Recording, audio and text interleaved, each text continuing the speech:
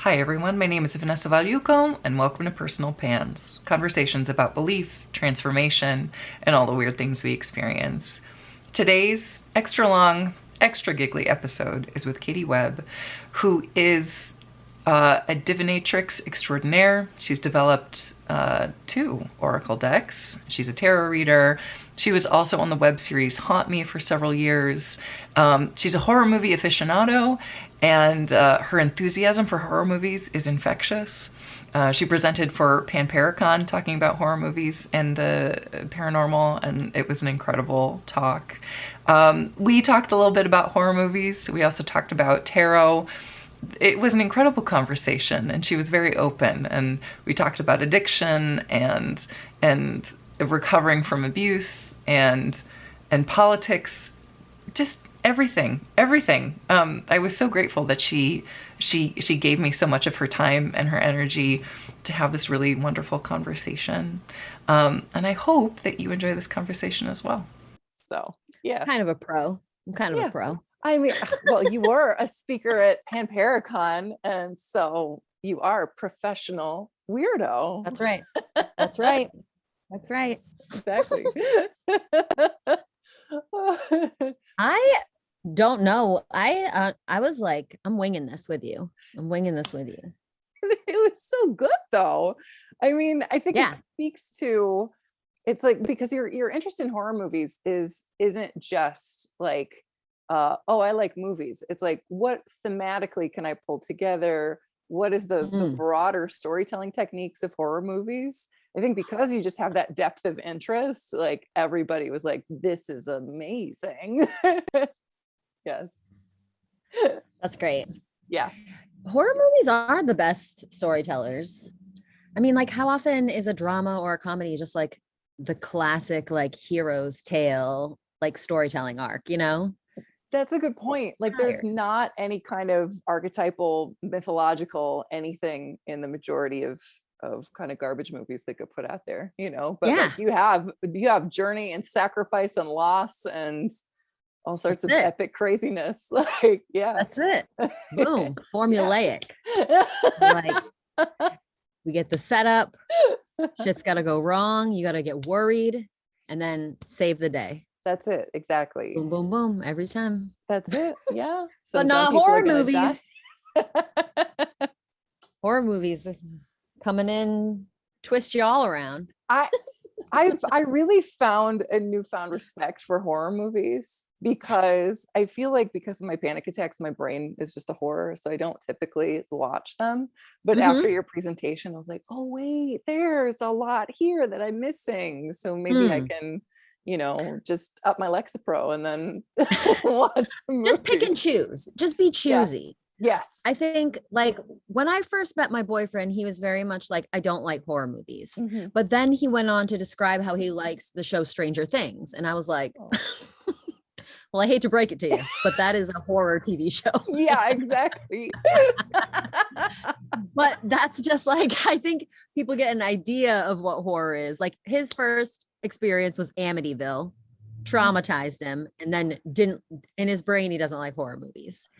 And so I get that. And I get where you're coming from. Like, maybe you don't want to watch a really intense slasher, or you probably don't want to watch Hostel where people are getting tortured or things like that. Right. But there's so many, like, mind-bending, interdimensional themes and sci-fi themes to explore. There's an avenue of horror for everybody, even if it's just like the comedy ones, like Shaun of the Dead or something.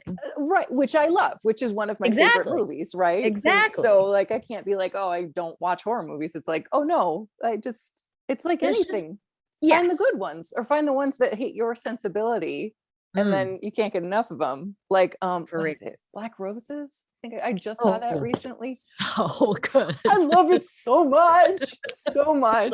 So much. Yeah. So good. Yeah. It was one of those things where I saw it on Best of the Worst, and I was like, I actually think this is a good movie. And I hated their entire take on that whole movie, because I loved it. Yeah. Every minute of it. So good. It was so good. Yeah.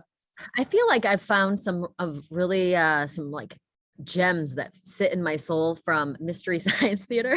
It's like they're making fun of the movie, but I'm like, I'm actually feeling this. Yeah, exactly. Right. Like this is, I'm having a moment here. I really like this is fun. I love this.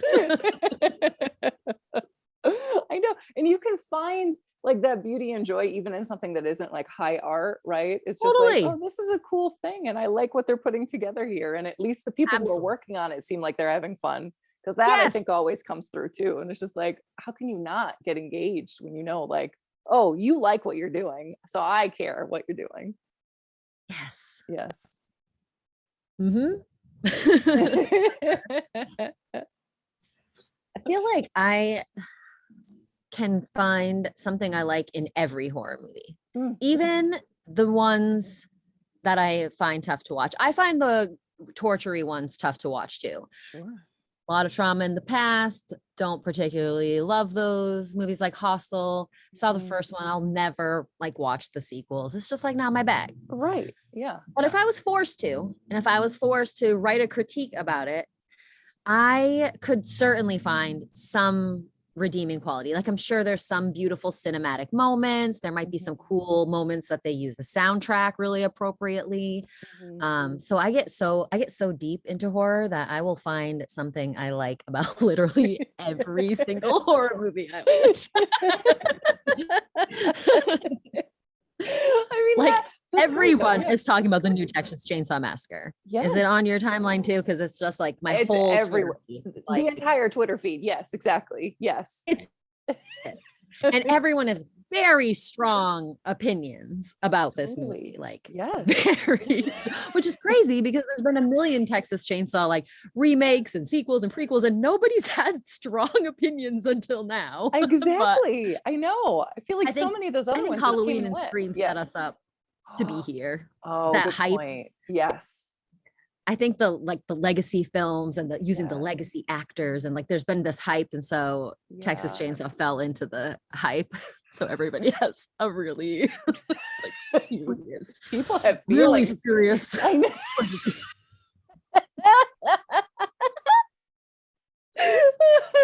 Ooh, it's a lot.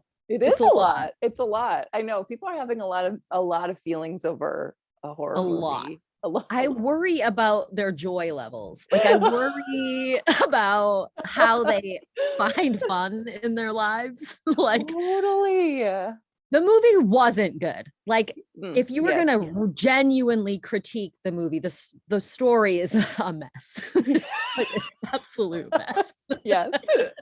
But it's super fun. Like there's no reason. I mean, I laughed so much, and I'm sure you're not like necessarily supposed to, but it was fun. Yeah. Like, I don't know, whatever. Watch it. Exactly. Yeah. I mean, again, like I said, after your presentation, it made me realize like, oh, you can get like incredible meaning out of horror movies and not just projecting meaning onto it. Like people write it into the stories, like it's there, right? But I kind of feel like with a Texas Chainsaw Massacre, you kind of know from the title what you're getting going into it, right? It's very straightforward. It is like very straightforward. So when people like expect high art from it, I'm like, aren't there like 1,000 other movies you could watch right now if you like literally? Exactly. Literally. Like go to Shudder. Yeah. I am a diehard original Texas Chainsaw Massacre fan. Yeah. And it is high art to me. But so I think the people gripping tightly onto the original are looking for the art, the Tobe Hooper high art. But there has not been a Texas Chainsaw released since, except for the sequel, that lives up to that high art. So again, like I don't know what people are like. None of the sequels have like brought out that art, you know? Like it's kind of like Halloween. Like nobody's really captured that original John Carpenter feeling. You know what I mean? Whether they've tried to or not, they just like haven't. And Texas Chainsaw is the same way. So it's like I don't know what people want. I know. Oh my God. But the original? Yes, tell me. The original, the family is cannibals, and they are not cannibals in like any of the other ones. Oh, okay. So it sets up a very different situation. And Leatherface is a beautiful villain.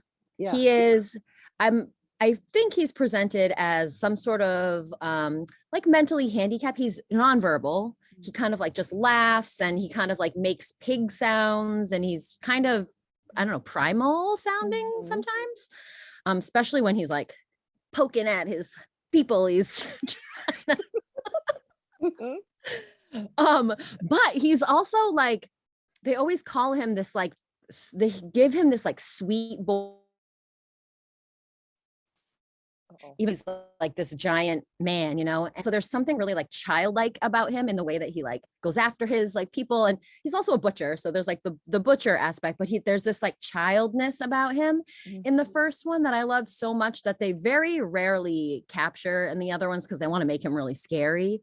But I actually think the child shit is like it's worse. It's totally. And way more interesting too. Way more interesting. The psychological effects of the very first movie are way more interesting. Lots of like up close shots of like the victim's terrified eyes and stuff like very anxiety inducing. Like I very much don't recommend it if you're trying to relax. But it's almost worth watching just for the set.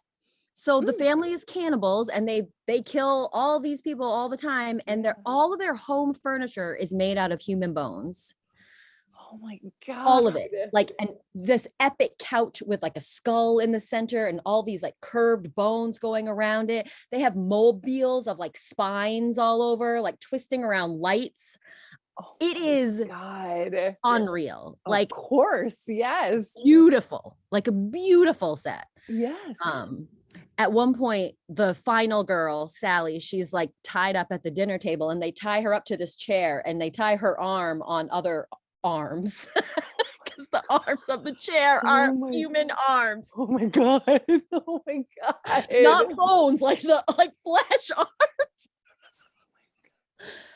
Epic. Absolutely. Of course. Epic. Yes, exactly.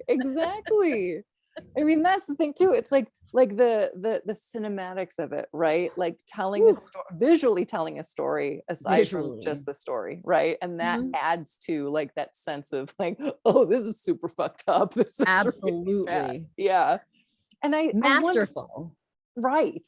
And masterful. I think like again, I haven't seen the new one, right? Yeah. And I typically don't see remakes of old movies because it's like they're trying to capture the nostalgia of it, but miss the point. Like the reason we like the first one is because it had a point of view.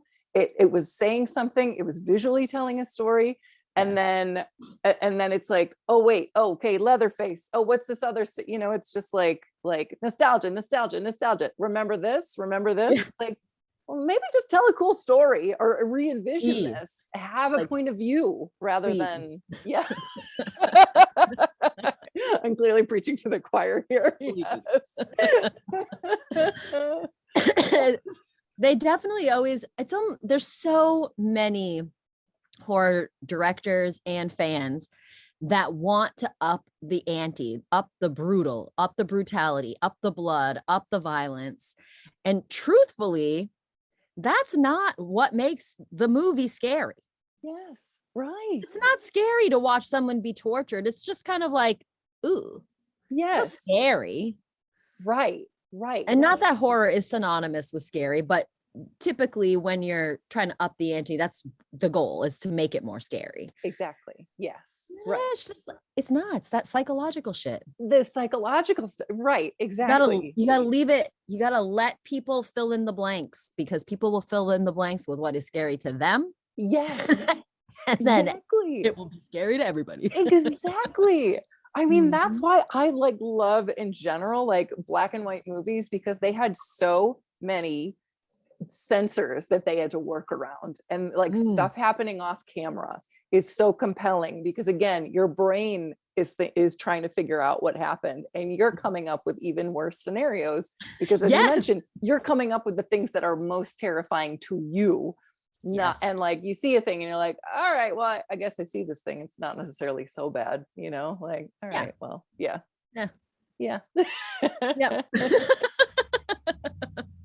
Unfortunately, like every monster movie like kind of lands there. because everybody creates the monster in their head, and then the monster is just never what you picture. That's it, exactly. The reveal is always disappointing because it's like, oh, all right. Poor monster movies. They are just set up for disappointment. They are. They really are. And I've given up on being disappointed. I loved, because I'm trying to love all these horror movies. And I think that I come from the lens of like, I want to see what they created. What did you create? I'm excited to see what you created. I like that. Instead of, oh, that monster looked like shit. It's like, like how many werewolf, like, transformation scenes have we seen? There's so many, and so many people do it really well, and so many people don't, but everybody's just trying to show their point of view on it. It's just like cute to see. Maybe I didn't like it the best, but it's nice to see what you tried to do. Like, exactly. Well, exactly. It's art, It's art. And I love that too, where it's that perspective of like, I want to explore what this other person has created. Like, what have they brought to the table that is new and fun and playful, or at least just their vision of it, because it hasn't been done before. Like, it's anybody's take on a werewolf transformation is going to be different than anything everybody before. Yeah. I think one of my favorite ones is in the movie Trick or Treat. Have you seen that? Trick or Treat? No. It's one of those like movies that has a few short stories kind of woven together by an overall like Halloween theme. Oh, cool. Yeah. And Anna Paquin is in the werewolf story. And so werewolf transformation, it's all these ladies transforming into werewolves, but they peel off their skin instead of like, instead of it like growing out of their skin and kind of shredding away, they peel off their skin like it's a rubber suit. So fucking good. Of course, it sounds amazing. Like, it's amazing. And their like hair after they peel it off is all like wet from like having the skin on it. So yucky, so good. That does sound amazing. It's amazing. It's so different than what we had seen in every other werewolf. Nobody's peeled off a human suit. That sounds great. So gross. Really, like sometimes I'll see like our government officials, and they're all like 1,000 years old, and they look like they're wearing. They remind me of Men in Black. Have you seen Men in Black? At the very beginning, Vincent D'Onofrio's character Edgar, when he's the cockroach in the Edgar suit. That's what our government officials remind me of, and that's what the werewolf transformation reminded me of. Like our government goes home and peels off. Exactly. That they're not doing a great job at preserving it. They need they are not. No, exactly. No. I know. No. But which now takes my brain going to, sorry about the sirens. I live between a fire station and a hospital, so it's constant. Yeah, exactly. Oh wait, they're going by my window right now. But that reminded me, so the show Goosebumps, do you remember that from like the 80s? Yes. There is, I think it's Goosebumps. It's either I might be confusing Goosebumps with Erie, Indiana. Actually. Erie, Indiana was the greatest thing ever. The greatest. Is Erie, Indiana the one with the Tupperware salesman, but they go home and they live in the huge like Tupperware? Yes. To preserve themselves? Yes. That's what the government needs. the Erie, Indiana Tupperware. Exactly.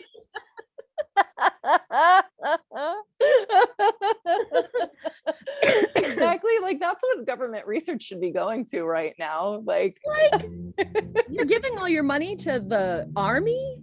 You guys invest in some skincare. Aren't you rich? Get some moisturizer at least. Jeez. Right? Moisturize your suits.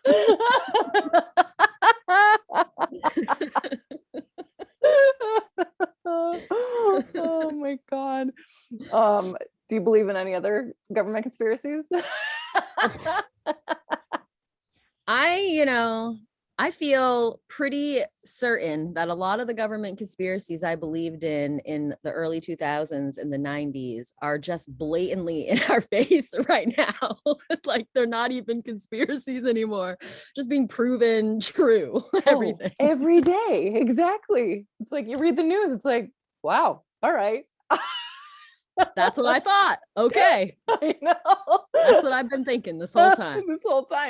Yeah. I know it's not subtext anymore. It's just text. It's text. It is just in our face. Like, yeah, exactly. I definitely don't go down a lot of the QAnon holes. Right. I know a lot of paranormal people like to kind of, Biden's son, Hunter Biden. There's like that one. And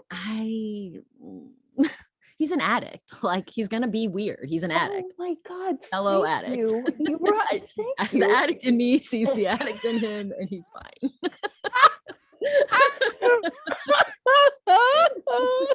Oh my God. As a codependent, I understand this very well. Right.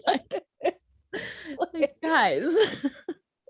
Like, have you never, I don't, it's such a weird thing that like people don't seem to understand, like addictive behavior, like the way your brain is wired, like makes you so different.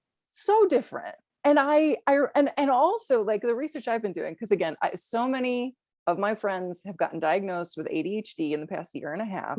And like friends I'm very close with in the sense that like we both think the same way. And it's like, boy, I better talk to my doctor.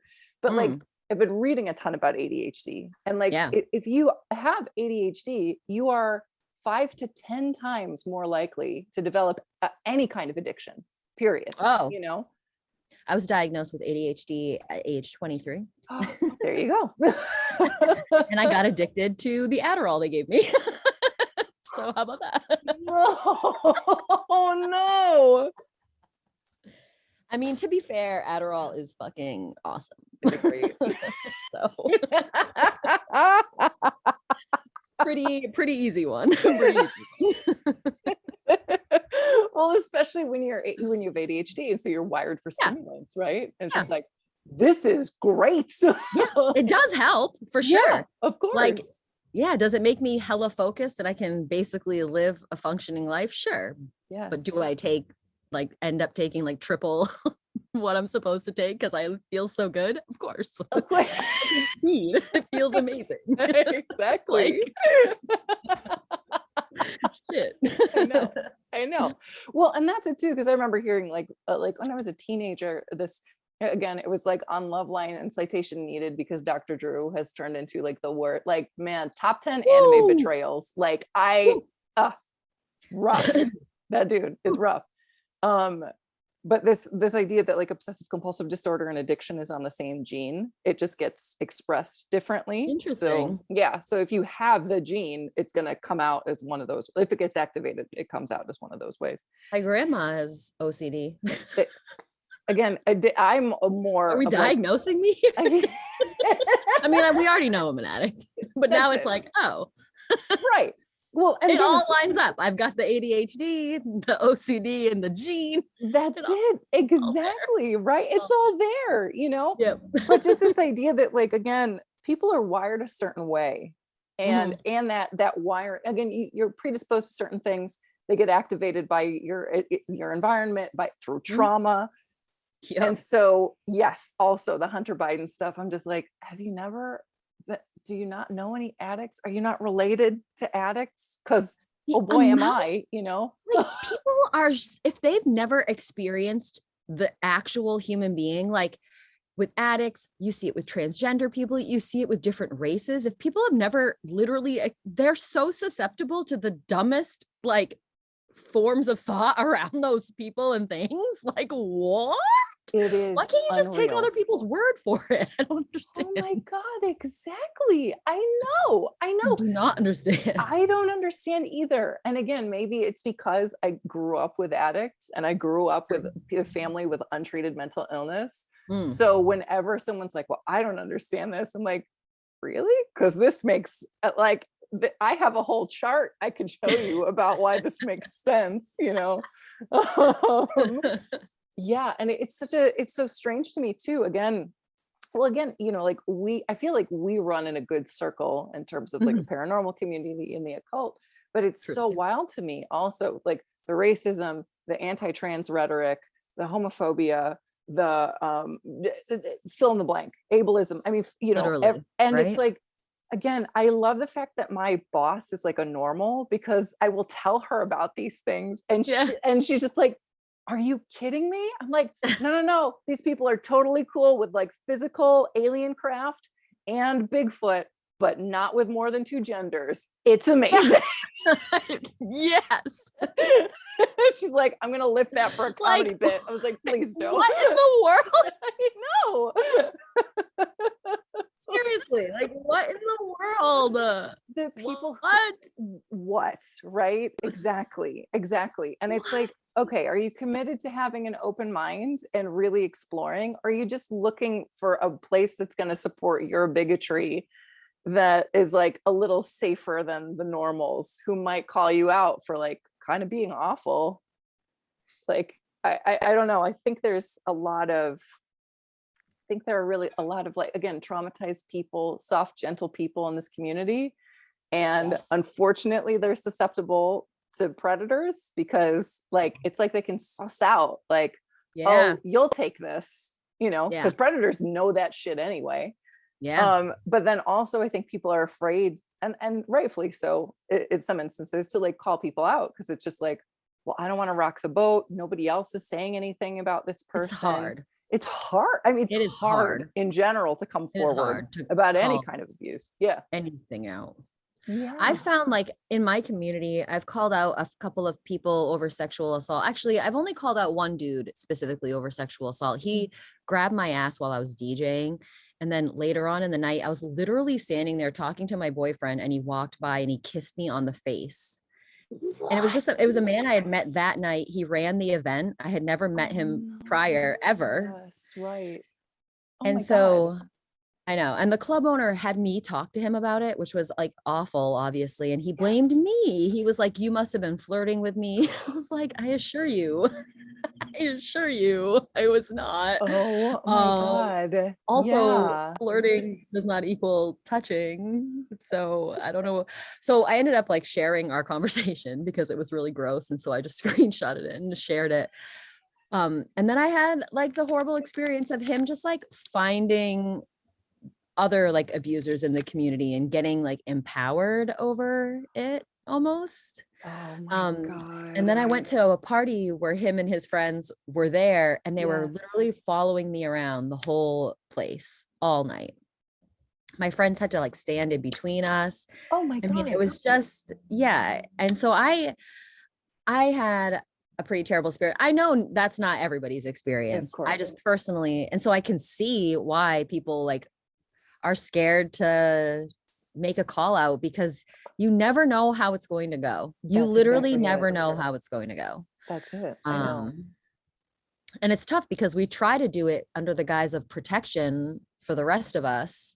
But without any type of like restorative justice in place, there's nothing to like do. Because what are you going to do? You're going to push them out of your community. So what? They just go to another one and do the same thing. Like, exactly. It's like, it's very like prison mentality, because like a person that's done something awful, that didn't want to do something awful, can rehabilitate themselves in prison. So if you call out somebody that, you know, maybe did some sort of sexual assault that really wish they had not, they will probably rehabilitate themselves. So it'll probably be a cycle that works for them. And in this situation, that's when prison works too. But for those people that just get pushed into prison and then they meet more cons and then they just get new ideas, it's kind of the same idea with calling out abusers. I don't know. I am not like educated enough to speak on it officially at all. I have definitely said these things in other communities and been named a rape apologist. I'm not making any types of okays for any behaviors. I'm just saying that I see why it's hard to call people out. We never know how it's going to go. People don't disappear. So depending on the person, if you push them out, of the community. It could get worse. You just literally never know. You literally never know. Exactly. So first of all, if anybody has the audacity to call you a rape apologist, I will punch each and every one of them, every single one, because I do have a background in this. Like my academic background is sociology and women's studies, right? And I focus very heavily on domestic violence research, right? The professor I was working with, she was doing an assessment of the Cook County domestic violence program and interviewed, gave surveys to, I want to say it was like 300 men. Again, this was 20 years ago, so I don't remember the exact numbers, but also did in-depth interviews with 70 of these men, right? And it was trying to see if this domestic violence program worked, right? If it actually reformed them in any way. And most of them just treated it like an anger management program that they had to go through so they didn't go to jail, right? Right. But like, again, like so much of the research too, because there's always this sensibility of like, well, why doesn't a woman leave an abusive relationship? And I'm being heteronormative here, but that was I know. Point of focus. That is the question every time. That's everybody's first question. Right, exactly. Everybody's first question. And it's like, first of all, you've clearly never been abused before, because if you were, you would understand why people stay, right? Like the having your self-esteem broken down like that slowly, systematically, right? And then also, like when women leave, that's when they usually get murdered. Their partners murder them. Literally. Like it's in all the research. Just go look, right? So there's not, again, you bring up a really good point, because I've been thinking about this a lot lately in terms of, because I just did this like offhand tweet because I was mad about somebody, and I did an offhand tweet, and I was like, the feminine urge to do a YouTube series about abusers in the occult and paranormal communities, and the number of responses that were, I have names. Again, people who are predators typically know who they can mess with.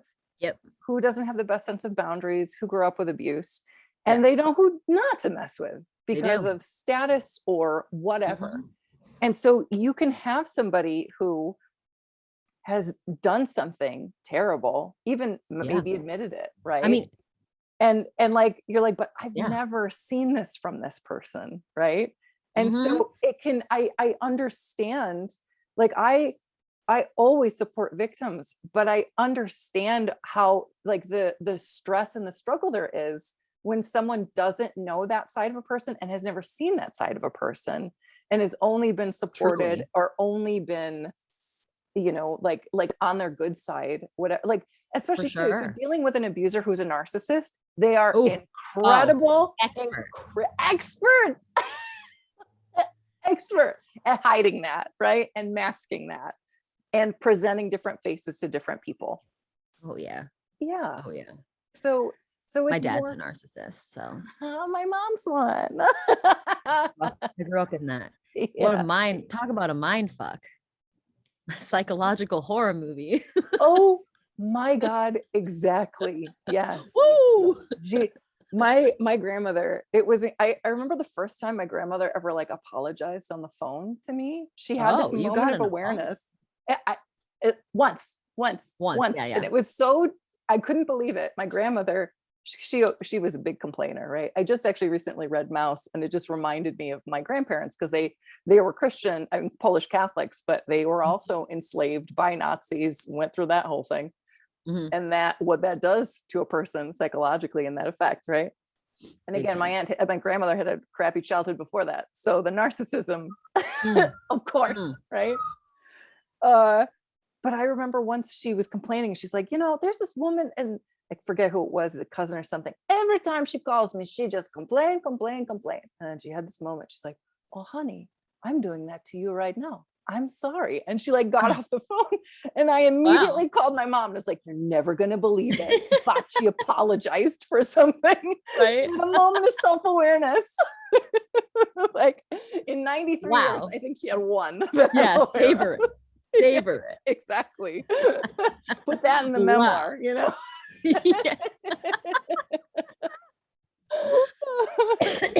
but that too, it's like it's so difficult. And again, when you're dealing with a narcissist, you're dealing with a professional user, right? So how do you protect other people in your community from that? Yeah. And then how do you protect yourself if you decide to put yourself out there and out these people, right? Because again, like my, my friend Katie, like, did this in the Chicago comedy scene. And again, I feel like the people I know in the paranormal and the occult communities are not this way, but I get the sense in these smaller communities, like, people, again, we live in America, right? Hyper-capitalist. Yeah. They want to be famous. And they don't want to piss off the wrong person, right? Because they think that that person is going to be their ticket. Or maybe if they make it, they'll take you along for the ride. Whereas if you push back at all, oh no, they wouldn't. Exactly. So I think that's how a lot of people get protected too, because 100%. 100%. Because it's like, if people know, I can't even remember the name of the guy now, of the UFO dude who like was keeping that woman's panties. And it's like, nobody's saying like, we should kick this guy, like, why is it just Jack? Yeah, right. Like no one else. This should be everybody's opinion, I think. Like, maybe don't hypnotize a woman and make her send her underwear to you. Like, that seems like really unethical. That's not actual consent, my guy. Exactly. Also, women would sell their underwear online like all the time. Just go buy some from a woman that's into it. Exactly. Because there are women into that and they're trying to make a living. Support them. Go find your like-minded people, my guy. Exactly. What the hell? I know. It's like the Wild Wild West, basically. Yeah. It's like you gotta inform as many people as you can. The people that believe victims will roll with you and be on your side. The people that won't. And then, again, people are multifaceted. There will always be the people that didn't have that experience with that person, can't believe it. I mean, every serial killer documentary, they interview the family. And of course, the family doesn't know. Right. He's like, this is my sweet boy. It's like, well, yeah, grandma, he was probably loving your spaghetti dinners and your brownies that you made. Of course, you weren't going to see his murderous. Oh my God, exactly. Right. Oh, yay. This is Argento. Oh, Argento. Baby. Pets are always welcome on this podcast. Yep.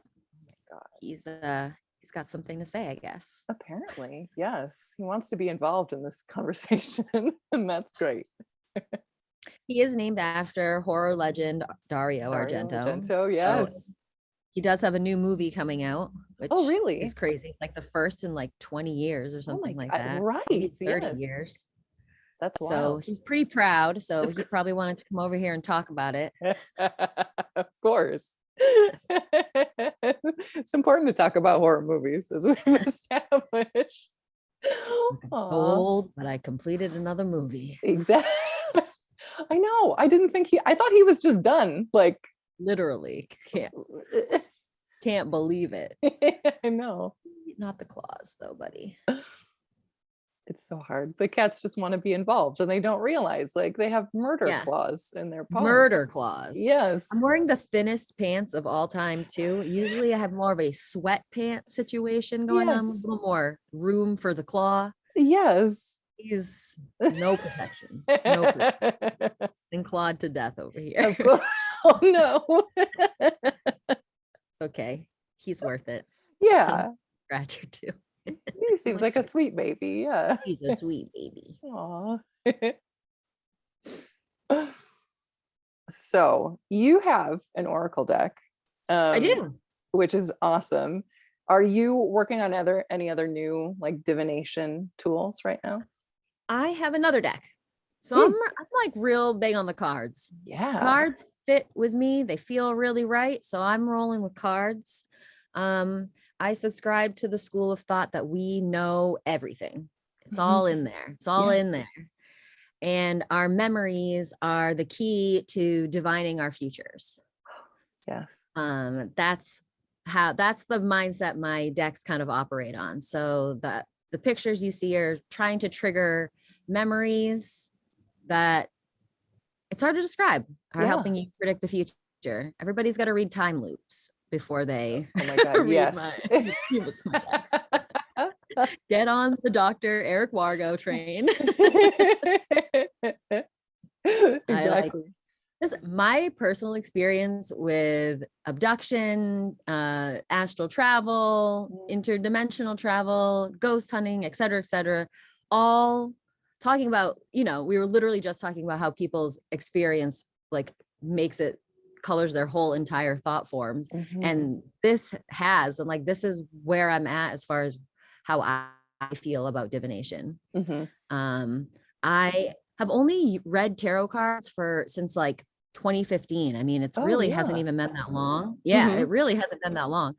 But and I wouldn't say I'm a natural, because when I tell people that, they're always like, oh, you're natural. No, I work my ass off. I don't want anyone to think I'm a natural.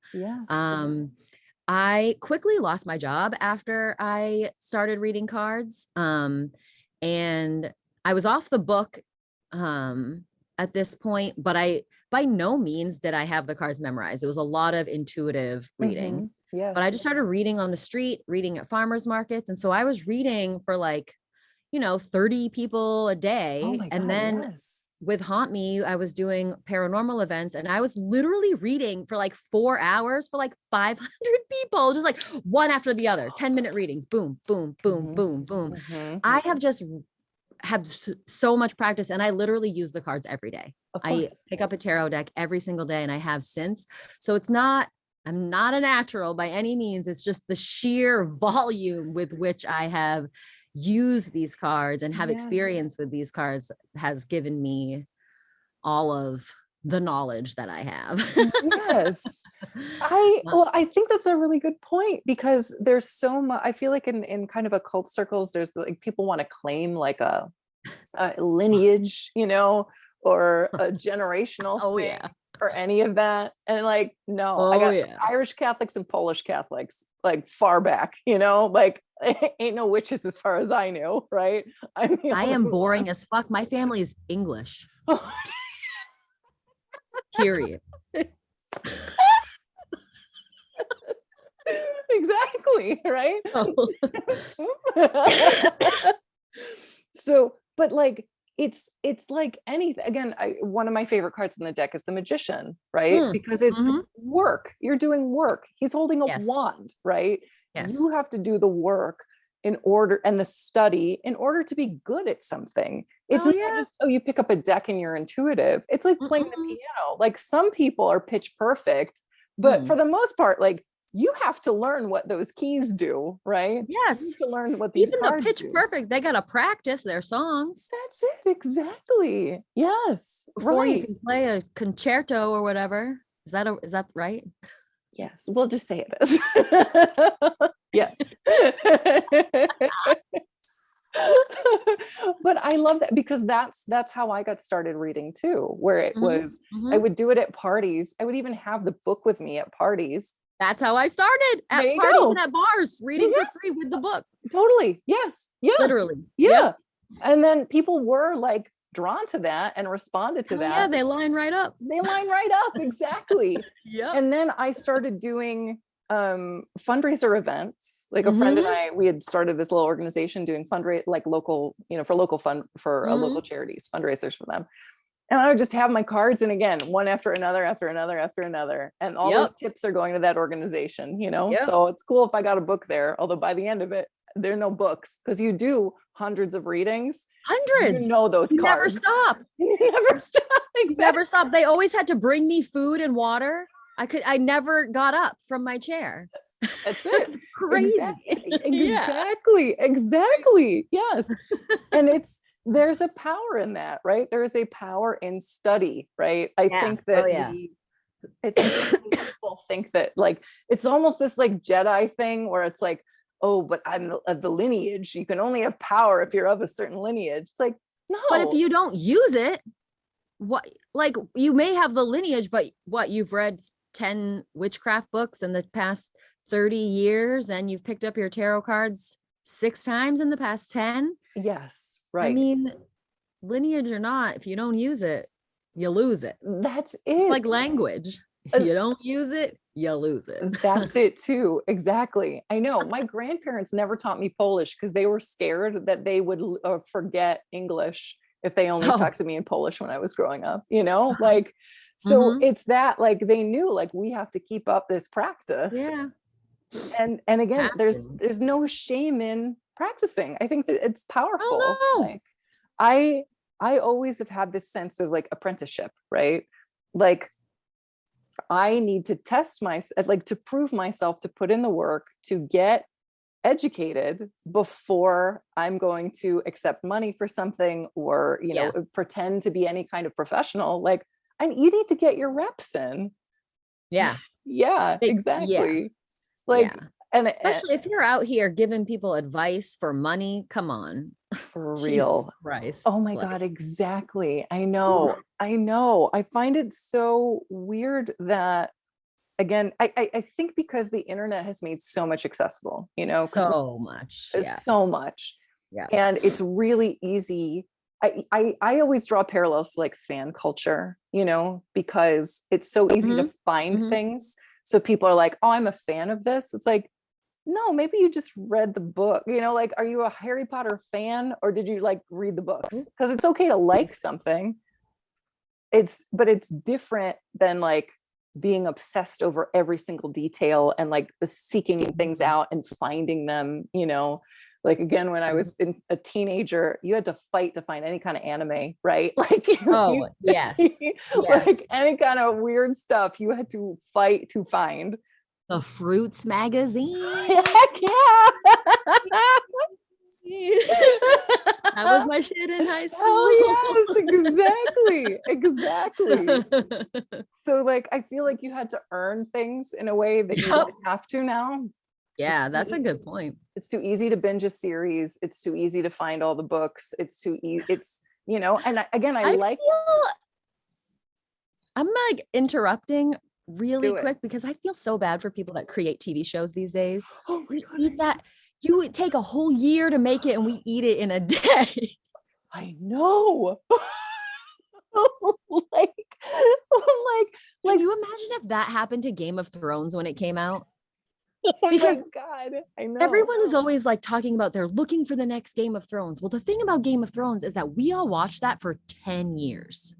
Yes. That because it was like once a week. Yeah. And then you waited until it was made. And then we watched that shit for 10 years. Exactly.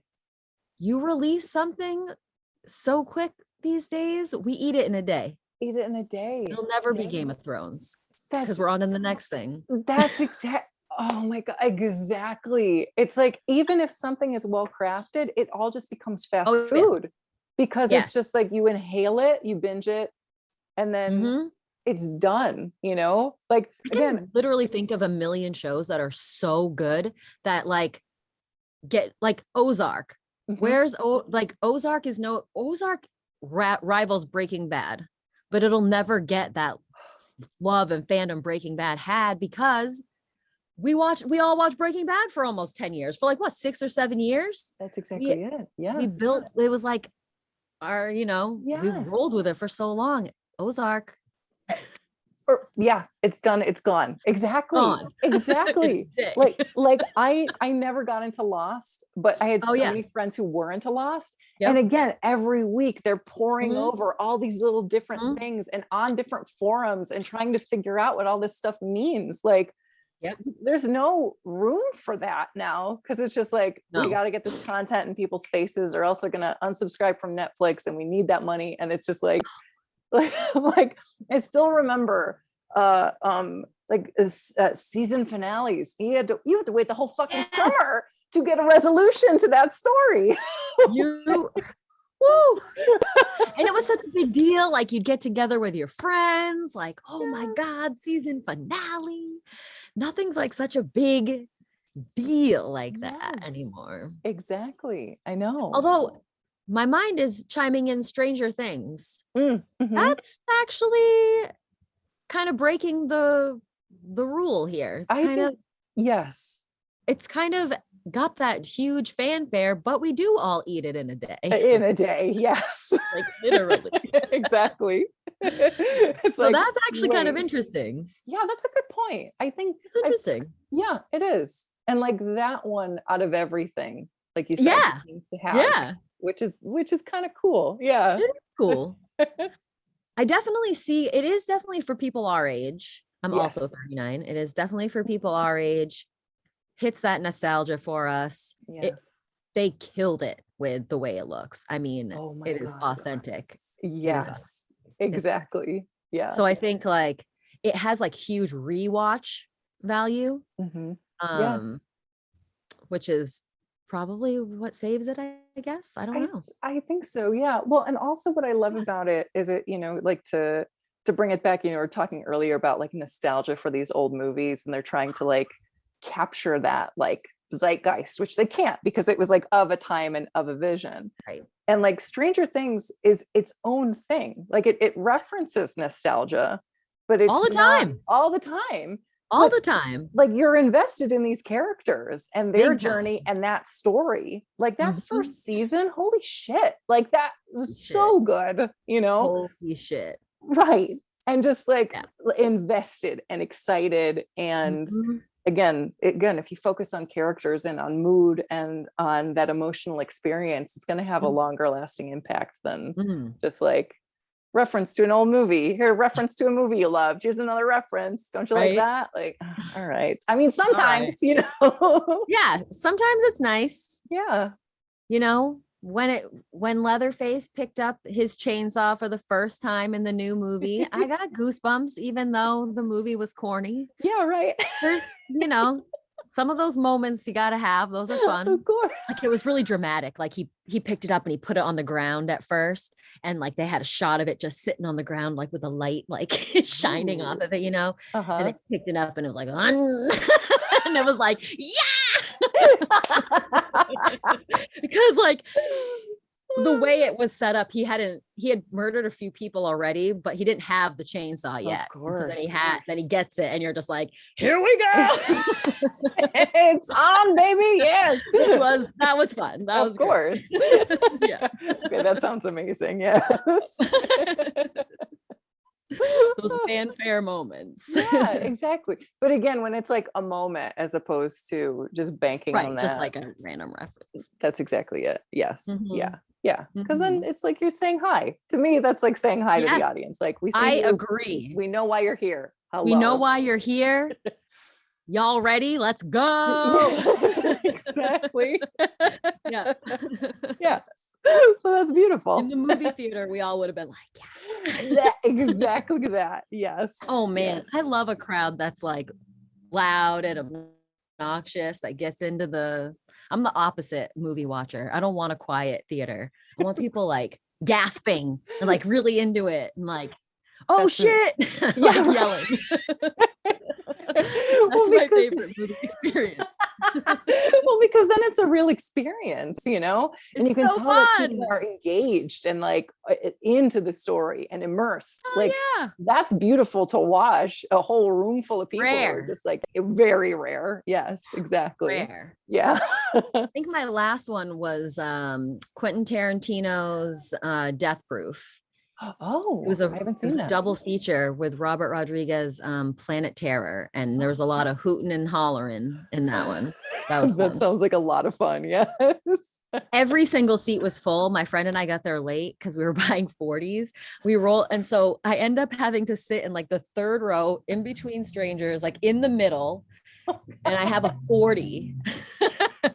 And I'm just like, don't mind me, everybody. Thought I was going to be, tucked in the back with my friends. Of course. Packed theater. Packed. Oh Oh my God.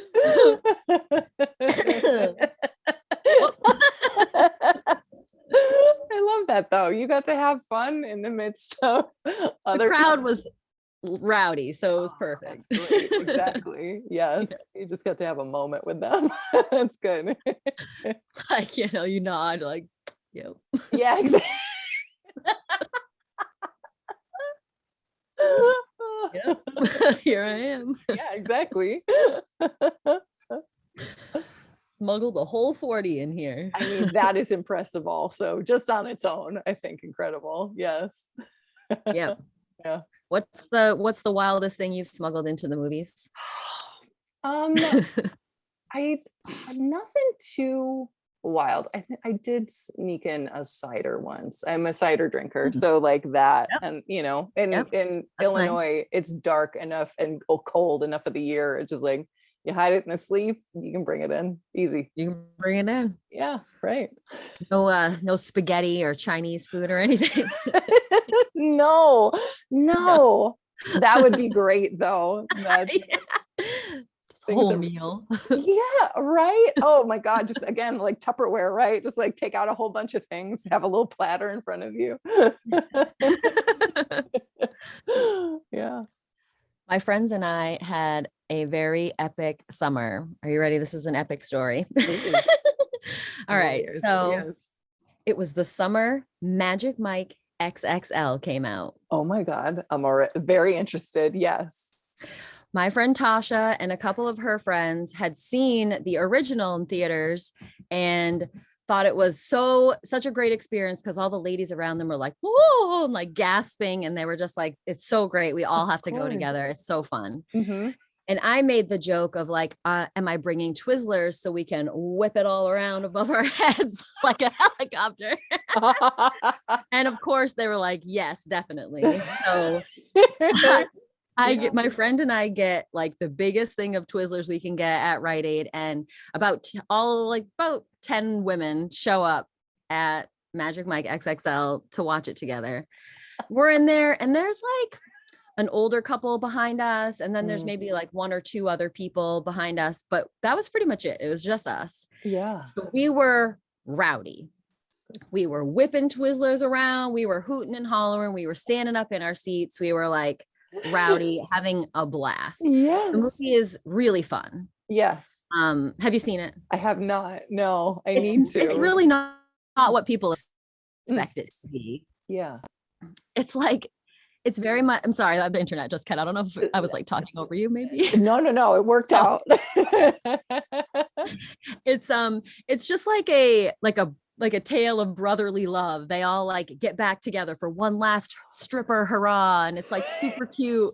Yeah. But the whole time they just like talk a lot about how much they do it because they love women and they love to see women happy and women deserve all the blah blah blah blah. It's like very cute. Yeah. Yeah. So at the end of the movie, the couple comes out, and the older couple I mentioned, they come out and woman's in the bathroom, man comes up to us. He's like, this was my wife's birthday today. And she just thought that you guys made the movie experience so great. And we're so grateful. And we were like, wait a minute, did she ask to come to this movie for her birthday? I mean, they're like Mima and Papa, like old. like, did you drive here, old? And and he's like, yeah, she wanted to come, and we just thought you guys were so great, blah blah blah.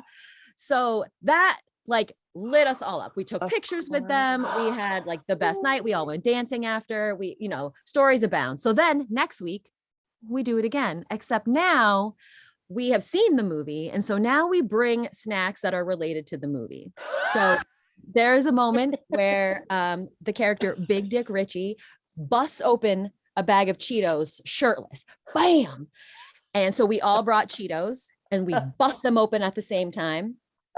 There's a moment where Channing Tatum says, I'm a cookie guy. And we all bust out Oreos. We throw Oreos all around. We got the Twizzlers still, rocking the Twizzlers. Yes. And then by the third or fourth time, because we started going every week in theaters. Yes. By the third or fourth time, we started bringing rice but we kind of felt bad for the movie theater people that had to clean up after us. So we only did the rice once, but there's like a wedding scene where we threw the rice. But every time everybody in the audience was like, you made this like Rocky Horror Picture Show. This was so fun. And it's probably like one of the funnest summers I ever had. That sounds amazing. Yes. To this day, we've all got Magic Mike shirts that we've made, and we get together and we still watch it and we go crazy at each other's houses. It's like really great. That's and so beautiful. Encourage everyone to watch Magic Mike XXL because it's heartwarming and beautiful and super fun. And yeah, there's like some hot guys doing some hot stuff also. Yeah. Hello. Great. Yes. And also Jada Pinkett Smith is in it, and she is like, it is like one of her best roles. She is just like incredible in this movie. Oh my God, that's awesome. Yes. But I also just encourage you guys to just do that with anything. I think like that's it's fun to be really into something and really enthusiastic and really fun. Yes. It's magic. It becomes so many people told us we like made the day, you know? Oh, I mean, how beautiful is that, right? That you essentially are like, you're doing like a group ritual basically at this movie. It was. Yes. It was. And you are for a whole month and a half. Oh my God, I love it. And like making it a real experience for all the people around you, like transforming. And again, like getting into that sense of play. Like play to me is incredibly powerful, and it is moving and incredibly powerful. It is such an important part of our lives, and we're so alienated from it in most of our lives. And so to give people that sense of play, that sense of excitement, again, you made me Ma's day. Like, yes, literally. Oh, like cutest ever. I know. So good. So good. Exactly. Like she wanted to go see that movie for her birthday. I mean, how sweet is that? Oh my God. Oh, I love them. I love them. And he's just there, like, yeah. I mean, it's a good movie. Like, sure. He was like, I liked it. And like, I get that. Yeah, exactly. Like, the first one is dark. Is it? So if people are trying to go watch 1 and 2, the first one is dark. The second one is joyous and fun. Yes. The first one's a little dark. Okay, that's good to know. I'm pretty sure you could just watch Magic Mike XXL and be fine. That sounds great. Yes, exactly. You can pick it up on context clues what's going on. I love it. There's no Magic Mike cinematic universe that people have to pay attention to. No. Yeah, no, you're good. I mean, you will miss out on Matthew McConaughey's all right. But because that's only in the first one. Gotcha. But you can just find that on YouTube, you know.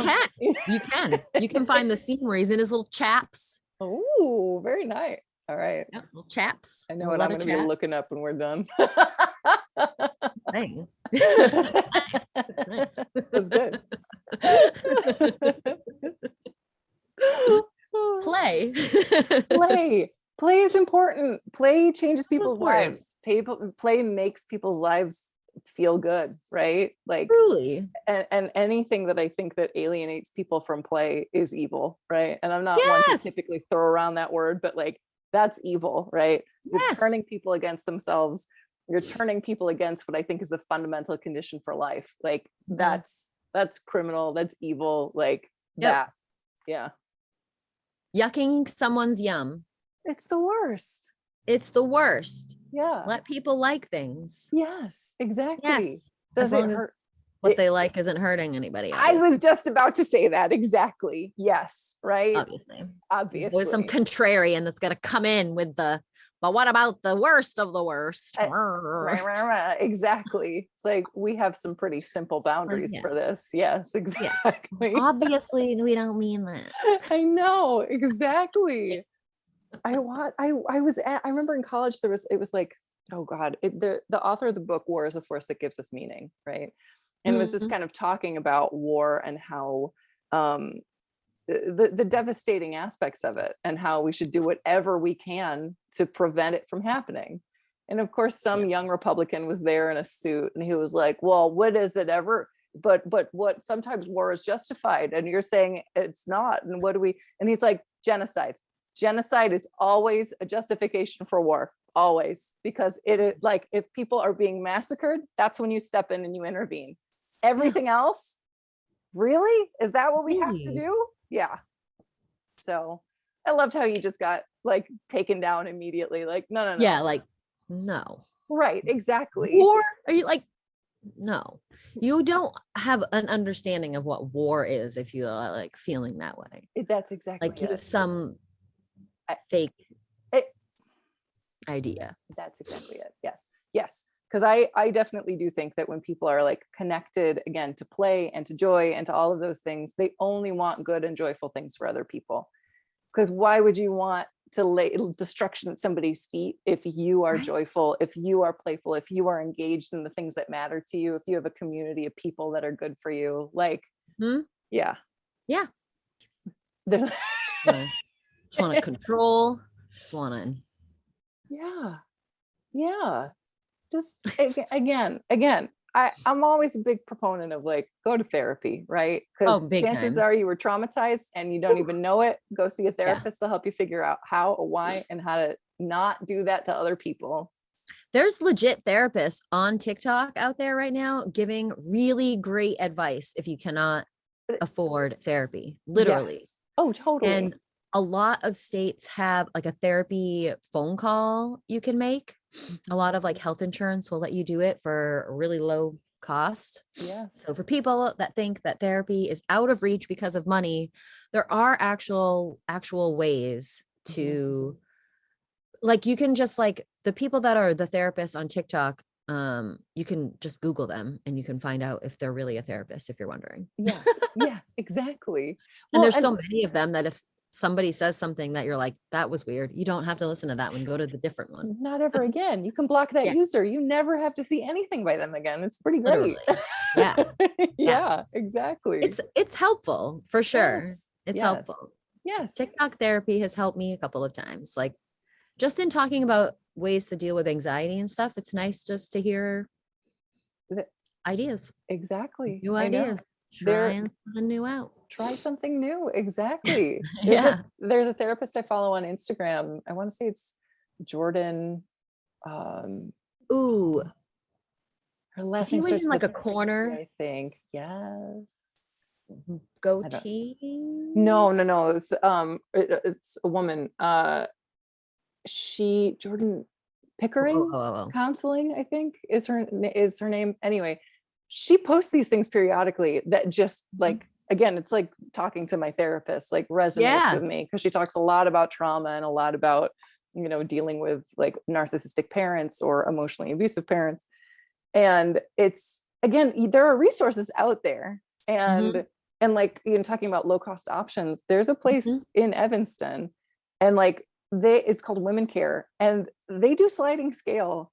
Cool. I was paying $20, I think, a session. A friend of mine was paying $15. We were both poor artists and like still wanted help. Like there are options out there. Yeah. And especially now that there's so much telehealth, it's just like, go do it. So much like telehealth. Yes. Yeah. Right. Yeah. Right. Yeah.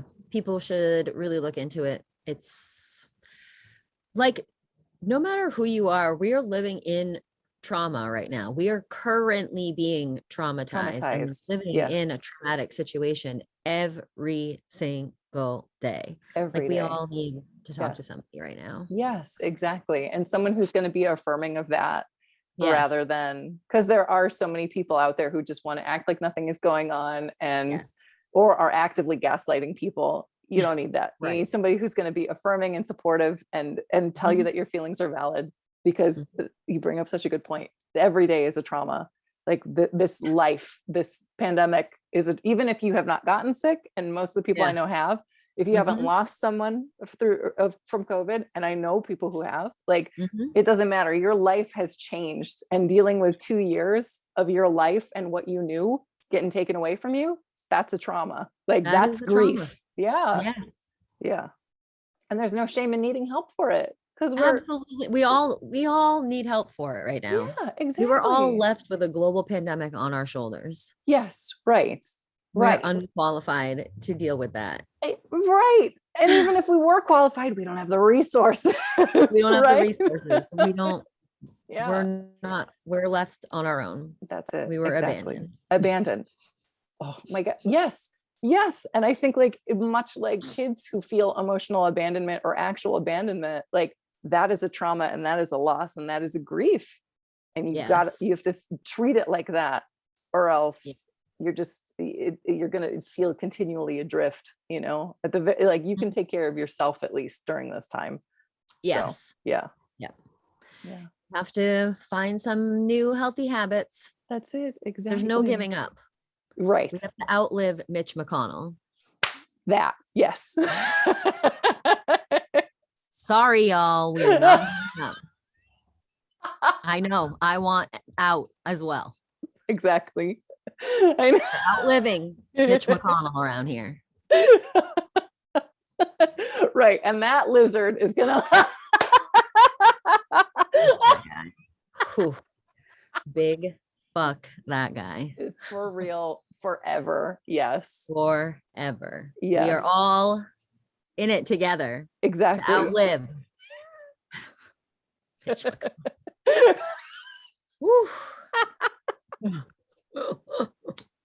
I love it. That's perfect.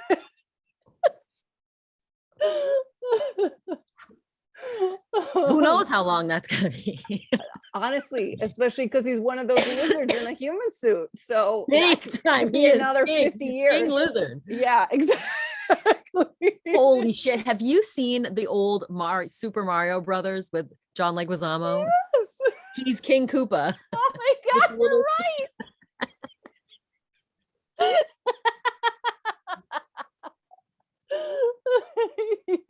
You're 100% right. Oh man. We all gotta get fire flowers and take them down. Yes. Yes. Yes. Yo, where are all the guillotines? What's up? Where are all of our radicals? Why don't we have any radicals? Oh my God. Where are they? Where are they? Exactly. What's going on? I think that all the time. Well, especially now too, like people are stuck home with the pandemic. You think somebody would have developed some woodworking skills and then like connected with the people who were doing metalsmithing.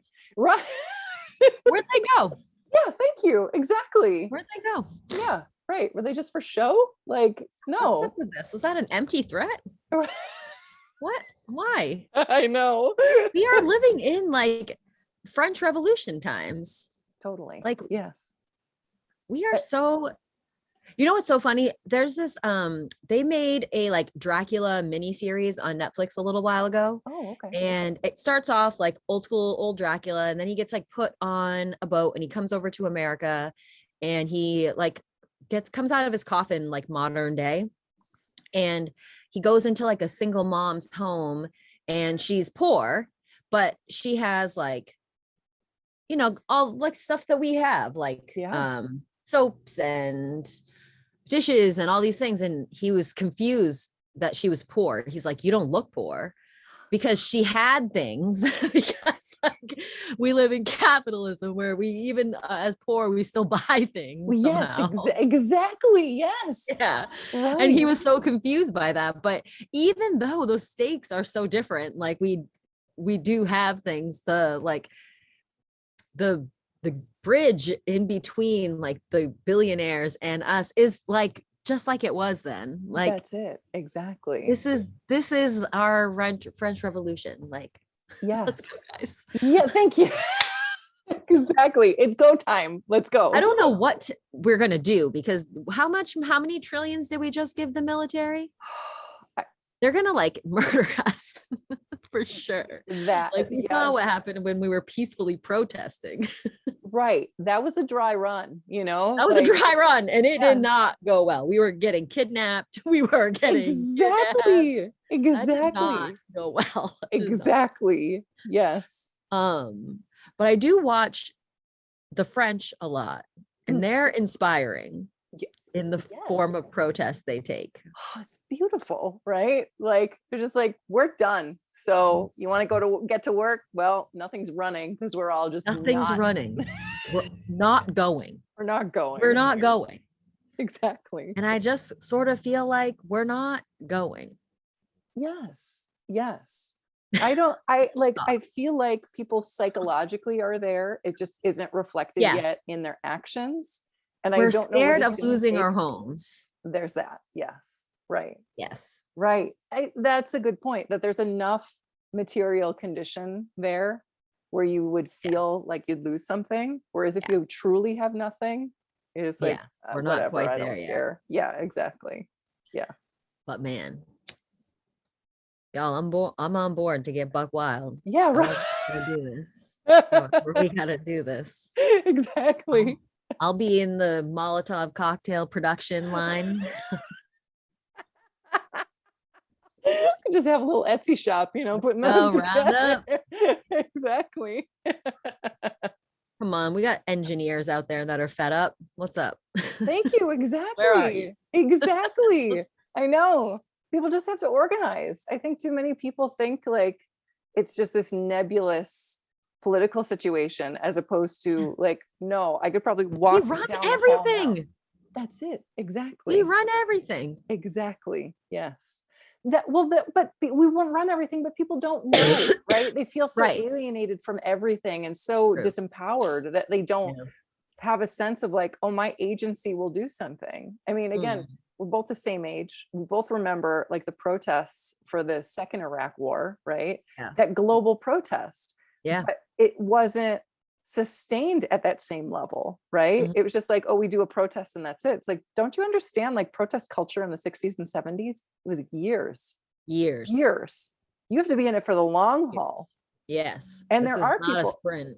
It's not a sprint. And there are people on the ground who are doing that right now. But I think too many people like don't understand how much work it takes to change the world, right? Dedicated. We are committed. Yeah. I need a fire under people's asses. We are in some dark times. Yes. And I'm not talking about white people's awakening to how racist our world is. I am talking about the actual anti-voting bills that are being passed right now. Yes. I am talking about the anti-trans bills that are being passed right now, the anti-abortion bills being passed right now. We are in the uprise of fashion, and it is fascism, and it is not like covert gerrymandering. It is blatant in our fucking face. No one is hiding it, and they are proud of it. Exactly. They are proud. Yes. I am alarmed. I am alarmed. That I am in a state of alarm. Yeah. Yes. I am nervous. Yes. Right. It is. Especially when our president champions Mitch McConnell. I know. Yep. What? Right. I mean, it's not two parties. I feel like we're like that curtain's coming down for people now too, which is great. Finally. Totally. Yes, exactly. It's great. Well, and that it's this like, and you have, so Sarah Kendzior is one of my favorite political writers. And she talks about how Democrats are like trying to perpetuate this illusion that like, oh, we can smooth this over, we can smooth this out, this is going to be fine. It's like, no, this is fascism, right? They're not smoothing it out. Right. They're not. I know. But where is the smoothing? The bills are being passed. That's exactly it. The bills are going through. Right. Where's the smoothing? You can't nice these people into changing their minds, like, again, my grandparents, they were in labor camps. Yes, Nazis. You don't ask a Nazi, please. You punch a Nazi in the fucking face. Thank you. You speak their language, and their language is violence. Yes. Y'all. Yes, right. For real. Like, what's up, y'all? And I think too that like people are so alienated. Like I said, I just read Mouse, and it happens by degrees, and people who are alienated, like the problem with trauma is that you're traumatized and you don't want to talk about it, right? And so like my grandparents didn't tell my mom and my aunt their stories, but they started telling me their stories.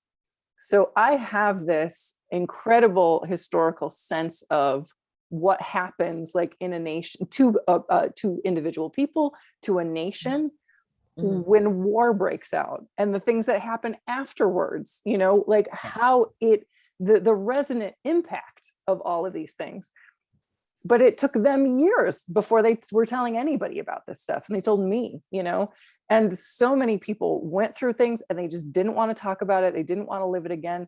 And I understand, right? Anybody who has survived trauma, there's things you just don't talk about because you can't, you know, some things you can touch.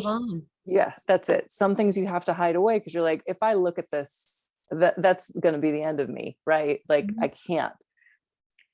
But the problem is that when all that stuff gets buried, it doesn't get communicated. And then people don't understand how desperately bad it is, right? Yeah. Like this is all very bad right now. Very bad. Like you said, dark times. And people still believe in institutions, or I think a lot of people think that somehow things are going to work themselves out. And I think they do. I think they think that. Yeah. Right. And that's not how this stuff goes. Right. No. It is not. And like, to bring it back, like, I think the way I kind of worded what I said before made it sound like racism is light in comparison to what's going on right now. But what I meant was we are not just dealing with racism anymore. Exactly. We are going further. It is getting worse for larger groups of people. Exactly. It is extending beyond how bad we thought it was originally, is what I'm saying. Yes.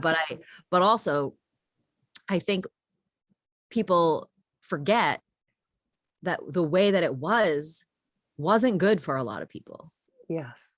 Right. And that's what we are supposed to be learning right now. If you didn't already know that and you didn't experience that growing up because, gerrymandering, the old red line. Yep. You got sequestered into a group of probably whites. You didn't see it with your own eyes, so it feels harder to believe. Yes, right. But you gotta start believing if you don't already. Yeah. Because they're coming for you too. Unless you are a billionaire, they're coming for you too. Thank you. That's the thing that drives me. If you're a woman, watch it. Oh, right. Your whiteness is only going to protect you for so long until they start coming for you. With fascism, absolutely. That's exactly. This is what makes me crazy. That like wild with rage. Because again, the only reason I am alive is because Nazis wanted to kill Jews first, right? They wanted to kill Roma people first. There were a whole list of people that they wanted to kill first. Right. The Poles were next. Right. Once they used that labor force to build the Reich, all dead. That's just what was going to happen. They were already killing off Catholic Poles, you know, they were going to kill off the rest of them. It's not like they were going to be saved. Right. The way fascists, you're never enough for a fascist. No. Ever. They will use you when it's expedient, but then when it's not anymore, you're on the chopping block. Absolutely. Done. Like, unless you are like one of them. One of them, exactly. And even then, they'll fight sometimes between each other, right? Oh, for sure. For sure. So yes, but yeah, all these people who think that because of their whiteness or because whatever pretended privilege they think they have that will ultimately get them is like save them. It's like, first of all, if you're a millionaire, you're still not a billionaire. If you're 100,000-aire, you're not a millionaire. Like, 6 figures is nothing. Nothing, right? You're on the chopping block too, buddy. Like, they're gonna take everything from you. Yeah. When you get rid of all the pores, when the pores are broken, can't work anymore, who's next? Who's running your Starbucks? That's it. Exactly. Yeah.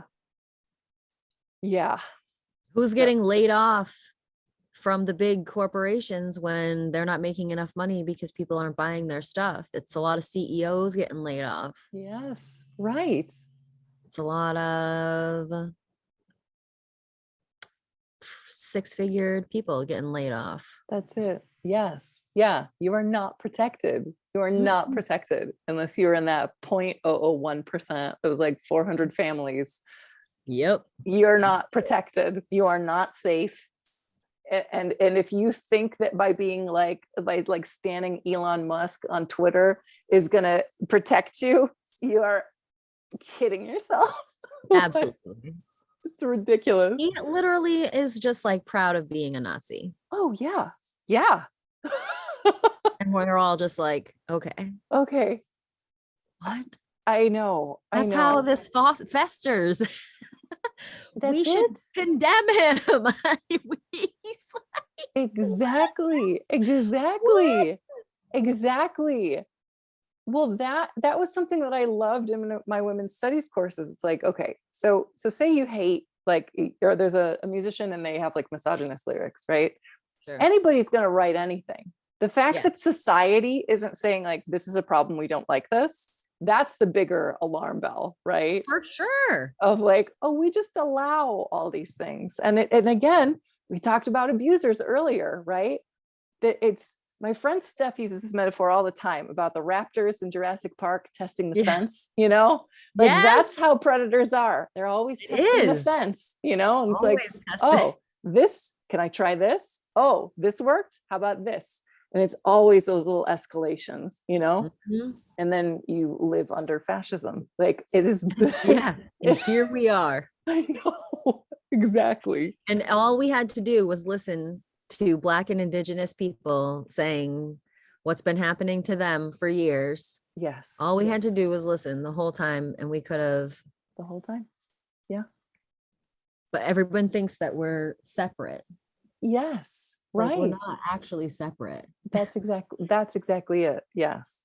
Yes. Like we should have been on their team the whole time. The whole time. I know. Been on their team the whole time. Like this. It's 2022 and there's still so few people being like, yeah, we're with you, we're fighting with you. That no one wants to fight. Right. It's like, again, you think you can hide and you'll be safe, and that's not how it works. Like you have to fight back.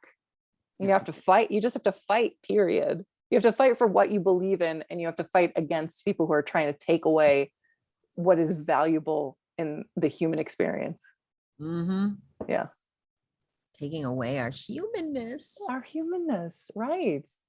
Our gender does not like that. I can see, I know. Ooh, I think you can see it. So it says yo on the side of his body. I think you can see it. Yo. It's a perfect cat. He's truly magnificent.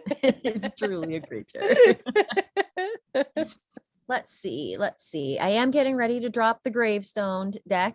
That'll be another kind of like, that one is a little bit more on the lines of like, remember the magic eye pictures? Is that what they were called? Yes. Yeah. I was there's a lot of up close shots of gravestones and things like that on the deck. So, you know, kind of like letting your eye kind of like fade in and out and see the pictures on the stones. Cool. Yes. I'm almost done the book for it. I'm having trouble production wise. This was supposed to be out months ago. I was ready to release it months ago, but the price went up at the place I get everything printed. I really wanted them to come in an aluminum tin so that you could also put like weed in it because it's called gravestone. Oh, I love it. Yeah. I have this giant pun happening and I'm not sure people are aware of it. So I want everyone to know that I, you know, roll under the like artist name like Katie, Gorgonized, because Medusa, when she looks at men, she turns them to stone. And so I like to make the joke that, you know, she loves getting people stoned. Same. And then gravestoned, but it's also they're also made of stone. Yes. And it's just like all fits in. Yes, it under does. this Gorgon Yes, archetype. beautifully. Yes. Yes. And I need everyone to realize it because I feel like I'm the only one. Realize my genius, you guys. Realize. Yes. But that deck should be coming out soon. Okay, cool. We're figuring Great. it out. I know. I It end up being weird. Like the book is going to be a different size than the deck, and they're not going to come together. It might be weird. I don't know. We'll see. I know. I might just reach out to you. Well, I'll reach out to some people I know who have released Oracle decks and see if they can. Oh my God, thank you. Yeah, of course. Yeah. Because I know a few at this point. So yeah. I am like doing it with like no money, which is the real problem, because obviously the more decks you buy, the cheaper the cost of each goes down, of course, but I just can't quite do that. Of course. I don't want to crowdfund. That's fair. Yeah. I don't have the energy for that. That's a full-time job when you're It's a trying to do full-time that. job. Yeah. Plus, like, people are burnt out. Everyone's groceries are insane right now. People are. I don't want to crowdfund a tarot deck right now. It just doesn't feel right. Yeah, that's fair. You got to do it. But I want to release it. Of course. I've had people pre-order it. I've got like 10 people pre-ordered it. They're just waiting. I'm like, yes, whew. I know. So I know, Argento. I got to release it. Exactly. Argento has feelings also. It's like, you've been talking about this shit for so long. I'm like, exactly. I know, it's been ready. It's ready. Yeah, right. I just got to find the right situation. Yeah. Thank you so much for listening and or watching, depending on where you found this podcast. You can find Katie online. Her website is gorgonized.me. You can book a reading with her. You can pre-order her new Oracle deck. You can find her on Twitter and Instagram. I will link her social media in the description. If you want to follow Personal Pans, I'm online on Instagram and on Twitter at Personal Pans. I am also terminally online at Kali Butterfly. That's Kali Butterfly. And yeah, again, we were talking about what a hard time it was. This was actually recorded a month ago, before everything that started happening in Ukraine, and we were just worried about the pandemic. It's really rough out there right now. So be kind to yourself. Have fun. Bring some play into your life and hopefully other people. And I hope you have a playful and curious day.